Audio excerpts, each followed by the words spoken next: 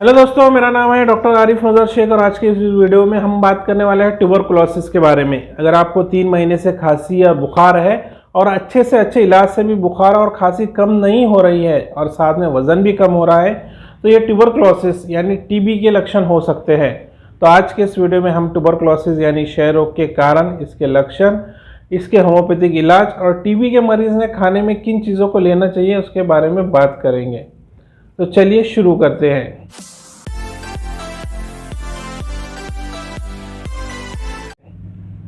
TB की बीमारी अनेक नामों से जाना जाता है। कई लोग टीबी को यक्ष्मा, कई लोग तपोदई तो कई लोग क्षय रोग कहते हैं।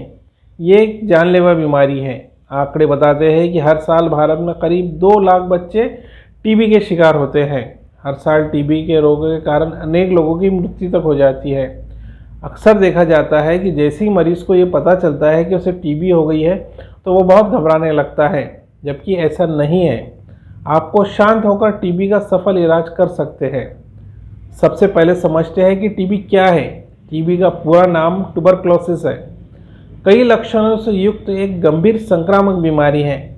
ये बीमारी मायोबैक्टीरियम ट्यूबरकुलोसिस नाम के बैक्टीरिया के कारण फैलती है, जो मुख्य रूप से फेफड़ों यानी लंग्स को नुकसान पहुंचाता है।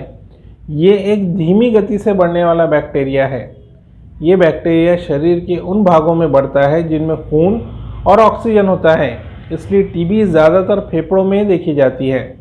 इस कारण इसे पल्मोनरी ट्यूबरकुलोसिस कहते हैं। वैसे टीबी जिस्म के दूसरे हिस्से में भी हो सकती है। टीबी का बैक्टीरिया हवा के माध्यम से फैलता है। संक्रमित व्यक्ति की खांसी, छींक या उसकी लार के द्वारा बैक्टीरिया स्वस्थ व्यक्ति तक पहुंच जाता है। इससे दूसरे लोगों को भी टीबी हो जाती है। वयस्क लोगों की तुलना में टीबी से ग्रस्त बच्चे कम संक्रामक होते हैं, इसलिए बच्चों से दूसरे लोगों में टीबी के जीवाणु फैलने की संभावना कम होती है। अब समझते हैं टीबी के टाइप्स के बारे में। टीबी 4 टाइप की होती है, जिसमें सबसे पहले है लेटेंट टीबी। इसमें बैक्टीरिया जिस्म में इनएक्टिवेट स्टेज में रहता है, क्योंकि जिस्म की इम्यूनिटी पावर इसे एक्टिवेट नहीं होने देती है। इस हालत में टीबी के कोई लक्षण नहीं दिखाई देते हैं और ये मरीज आगे बीमारी को नहीं फैलाता है, लेकिन फ्यूचर में ये बीमारी एक्टिवेट हो सकती है। टीबी का दूसरा टाइप है एक्टिव टीबी। इसमें टीबी के बैक्टीरिया जिस्म के अंदर विकसित हो जाते हैं तथा बीमारी के सभी लक्षण दिखाई देते हैं। ये संक्रमण एक व्यक्ति से दूसरे व्यक्ति में आसानी से फैलता है। तीसरा है पल्मोनरी ट्यूबरकुलोसिस। ये टीबी का शुरुआती स्टेज है जो फेफड़ों को प्रभावित करता है। चौथा है एक्स्ट्रा पल्मोनरी टीबी। ये बीमारी फेफड़ों से अलावा दूसरे एरिया में होने वाली टीबी को कहते हैं, जैसे हड्डियाँ, bone marrow, lymph node, kidney या ब्रेन। अब समझते हैं टीबी होने पर दिखने वाले लक्षणों के बारे में। पल्मोनरी टीबी अक्सर बहुत ही कम उम्र वाले बच्चे या फिर बहुत अधिक उम्र वाले लोगों में होती है। बच्चों और बड़ों में टीबी के लक्षण अलग अलग दिखाई देते हैं, लेकिन खांसी का लगातार बने रहना यह कॉमन लक्षण है। शुरुआत में सूखी खांसी का रहना, बाद में खांसी के साथ खून भी निकलने की संभावना होती है। टीबी के कीटाणु बच्चों के फेफड़ों से शरीर के अन्य अंगों में बहुत जल्दी पहुंच जाते हैं, जिसके कारण बच्चों में हल्का बुखार हमेशा बने रहना, रात को सोते समय बच्चों को पसीना आना। टीबी में बच्चों को खांसी और बुखार रहने के कारण बच्चा सुस्त रहना, थोड़ा चलना, खेलने के बाद बहुत जल्दी बच्चों में थकावट महसूस होना। वहीं टीबी के बच्चों को भूख नहीं लगती है, बच्चों को खाने में कोई इंटरेस्ट नहीं होता है, जिसकी वजह से बच्चों का वज़न भी कम होता है। बच्चों की स्किन बहुत ही नाजुक होती है, इसके वजह से इन्हें स्किन इन्फेक्शन होने की संभावना भी ज़्यादा होती है। वहीं अगर टीबी यंग एज वाले पुरुष या महिलाओं को भी है तो उन्हें थोड़े अलग लक्षण दिखाई देते हैं, जैसे कि बिना मेहनत किए थकान होना, खांसी के साथ बलगम आना या खून आना, तेज़ बुखार का आना, रात में पसीना ज़्यादा आना, सांस लेने के दौरान मरीज़ को छाती में दर्द महसूस होना, भूख न लगना और इस कारण वज़न का कम होते जाना, मसल्स में दर्द, पीठ में अकड़न बने रहना और दस्त का बार बार लगना। इसके बाद समझते हैं टीबी होने के कारण के बारे में। टीबी मायोबैक्टीरियम ट्यूबरकुलोसिस नाम के बैक्टीरिया के कारण होती है। टीबी के बैक्टीरिया इन्फेक्शियस मरीज द्वारा हवा में फैल जाता है और हेल्दी शख्स द्वारा सांस लेने पर उसके जिस्म में चला जाता है। जब टीबी का मरीज़ खांसता है, छींकता है तो वो अपनी हवा के साथ जो एयरसोल्स बाहर निकालता है उससे इन्फेक्शन फैलता है। इस मरीज़ की छींक से लगभग 40,000 बूंदें निकलती हैं। इन बूंदों से रोग फैलने की बहुत संभावना होती है। वहीं अगर कोई व्यक्ति डायबिटीज़ से पीड़ित है तो उसे टीबी रोग भी बड़े आसानी से हो सकता है। इसलिए डायबिटीज़ के मरीज़ को अपने स्वास्थ्य का स्पेशल ध्यान रखना चाहिए। डायबिटीज़ को हमेशा कंट्रोल में रखना चाहिए। वहीं टीबी होने के पीछे लो इम्यूनिटी पावर भी कारण बन सकती है। टीबी एक इन्फेक्शियस रोग है जो एक व्यक्ति से दूसरे व्यक्ति में फैलता है। ये उस व्यक्ति को जल्दी अपने चपेट में लेता है जिसकी लो इम्यूनिटी पावर होती है। एक रिसर्च में पाया गया है कि उन लोगों को भी टीबी रोग जल्दी होता है जो किडनी रोग से पहले पीड़ित होते हैं या कभी किडनी की बीमारी से परेशान होते हैं। वहीं टीबी रोग HIV एड्स जैसे संक्रामक के कारण भी फैलती है। टीबी रोग होने का सबसे बड़ा कारण है कुपोषण। जो लोग कुपोषण के शिकार हैं उनमें ये बीमारी ज़्यादा देखी गई है। इनके अलावा टीबी के पीछे गरीबी भी बहुत बड़ा कारण है।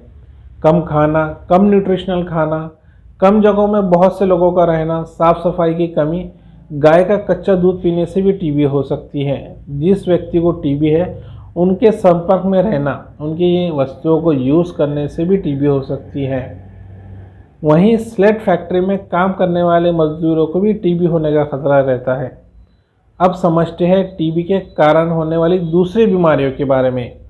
अगर टीबी का इलाज सही वक्त पर ना किया जाए तो ये मरीज़ को दूसरी बीमारी हो सकती है, जैसे कि पीठ में दर्द और अकड़न का बने रहना, मेनिंजाइटिस यानी दिमागी बुखार का आना, लीवर और किडनी से रिलेटेड बीमारियों का होना। कभी कभी कुछ मामले में टीबी हार्ट के आसपास के हिस्सों पर अपना इफेक्ट डाल देती है। इससे उस हिस्से में सूजन होने लगती है और हार्ट के आसपास पानी जमा होने लगता है, जिससे हार्ट से पंप करने की ताकत कम हो जाती है। अब बात करते हैं टीबी के डायग्नोसिस के बारे में। अगर किसी को टीबी होने का शक है या फिर टीबी होने के लक्षण दिखाई देते हैं तो ऐसी हालत में मरीज़ को चेस्ट एक्सरे यानी छाती का एक्सरे करवाना चाहिए।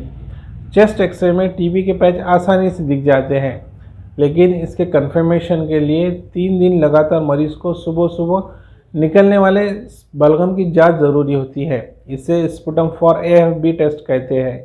वहीं कभी कभार टीबी के कंफर्मेशन के लिए मरीज़ के चेस्ट CT स्कैन की ज़रूरत भी पड़ती है, लेकिन ज़्यादातर मामलों में चेस्ट एक्सरे और बलगम का टेस्ट सफिशेंट होता है। अब समझते हैं कि ट्यूबरक्लोसिस के मरीज़ ने खाने में कौन सी चीज़ों का इस्तेमाल करना चाहिए। टीबी के मरीज़ के लिए विटामिन A, C और E से भरपूर खाद्य पदार्थ बहुत ज़रूरी है। फल और सब्ज़ी जैसे संतरे, मीठे कद्दू, आम, गाजर, अमरूद, आंवला, टमाटर, नट और बीज, इनमें विटामिन A, C और E काफ़ी क्वांटिटी में होता है।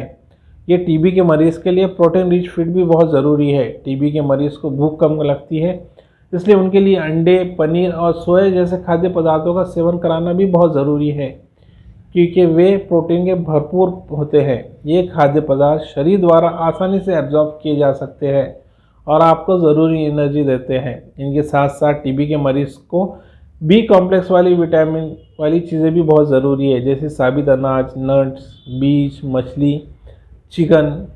इसके साथ साथ टीबी के मरीज़ को लिए जिंक वाली चीज़ें भी बहुत ज़रूरी होती है। नट्स और बीज जैसे कि सूरजमुखी के बीज, चिया बीज, कद्दू के बीज, सन बीज टीबी के रोगियों के लिए कई बार बहुत फ़ायदेमंद साबित होते हैं। अब बात करते हैं ट्यूबरक्लोसिस की होम्योपैथिक दवाई के बारे में कि ये कितनी फ़ायदेमंद है। विश्व स्वास्थ्य संगठन यानी WHO के अनुसार दुनिया भर में मृत्यु होने के 10 टॉप कारणों में टीबी एक है। अभी तक यंग एज में लोगों को टीबी को रोकने के लिए कोई वैक्सीन मौजूद नहीं है। इस संक्रमण के कारण मरीज पर बहुत ज़्यादा इकोनॉमिकल बोझ पड़ता है, ख़ास तौर पर MDR टीबी और एक्सट्रीमली ड्रग रेजिस्टेंस टीबी के मामलों में, क्योंकि इनके इलाज काफ़ी महंगे होते हैं और लंबे समय तक चलते हैं। इसी वजह से मरीज़ ये इलाज पूरा नहीं करते हैं और इन्फेक्शन को आगे फैला देते हैं। एक बार उपचार को बीच में छोड़ने पर मरीज़ को इसका इलाज दोबारा शुरू करने पर टीबी ज़्यादा खतरनाक हो जाती है। ऐसे मामलों में होम्योपैथिक उपचार मदद कर सकता है। होम्योपैथिक दवाई टीबी से ग्रस्त मरीजों को ठीक होने की क्षमता में तेज़ी लाती है, ख़ास तौर पर जब इन्होंने एलोपैथिक ट्रीटमेंट के साथ दिया जाए।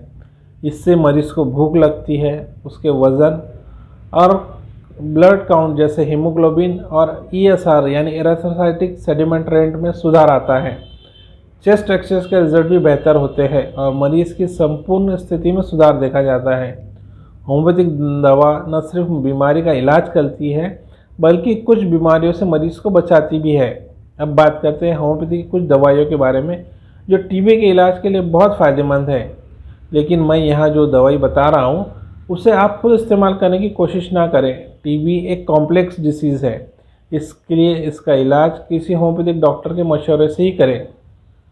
तो मरीज़ में काम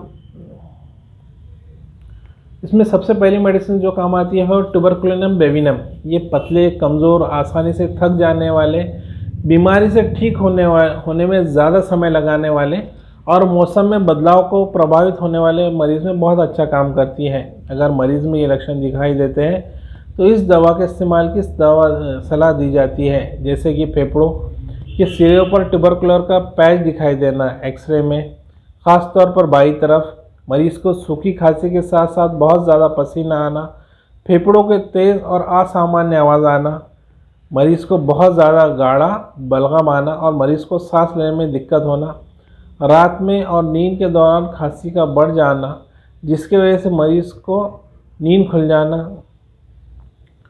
टीबी के लिए जो दूसरी दवाई काम आती है होम्योपैथिक में वह है कैल्शियम कार्बोनेटम। अगर मरीज़ को ये लक्षण मिलते हैं तो इस दवा के इस्तेमाल करने की सलाह दी जाती है, जैसे कि ठंड लगने के साथ साथ मरीज़ को कमज़ोरी महसूस होना, मरीज़ की पल्स कमज़ोर होना, मरीज़ को छाती में चुभने वाले दर्द महसूस होना, बड़े लोग जिन्हें लकवा, सूजन और मोटापे का खतरा हो उनमें ये मेडिसिन बहुत अच्छे काम करती है। सीने में दर्द जो कि दाई करवट में लेटने पर बढ़ जाए, सूखी खांसी के साथ गले में चुभने वाला दर्द और खुश्की महसूस हो, रात के 3 बजे के आसपास मरीज़ की खांसी बढ़ जाए, मरीज़ को कम और चिपचिपा बलगम बना हो जो कि सुबह के समय और खाना खाने के बाद बढ़ जाए, मरीज़ के छाती में ठंड लगना और घरघराहट की आवाज़ आना, सुबह के समय ठंडे मौसम में मौसम के बदलाव के कारण दर्द वाली तरफ से लेटने पर मरीज़ के लक्षण और गंभीर हो जाना, गर्म मौसम और आगे झुकने से मरीज़ के लक्षणों में सुधार आना, ये लक्षण दिखाई देने पर यह दवाई काफ़ी काम करती है। तीसरी दवा जो होम्योपैथिक में टीबी के लिए काम आती है वह है लाइकोपोडियम क्लैवेटम। लाइकोपोडियम क्लैवेटम बच्चों और बड़ों और उन लोगों पर ज़्यादा असर दिखाती है जिनका जिस्म ऊपरी हिस्से में कमज़ोर है और निचले हिस्से में सूजन होती है। टीबी के इन मामलों के लक्षण मिलने पर मरीज़ को दवाई देने की एडवाइस दी जाती है। तो दोस्तों, आज का ये वीडियो था ट्यूबरक्लोसिस के बारे में। आपको ये वीडियो कैसे लगा मुझे कमेंट्स करके ज़रूर बताएं और अगर आपके पास टीबी से रिलेटेड कोई सवाल या सुझाव है तो मुझे कमेंट्स करके ज़रूर पूछें। Thank you very much.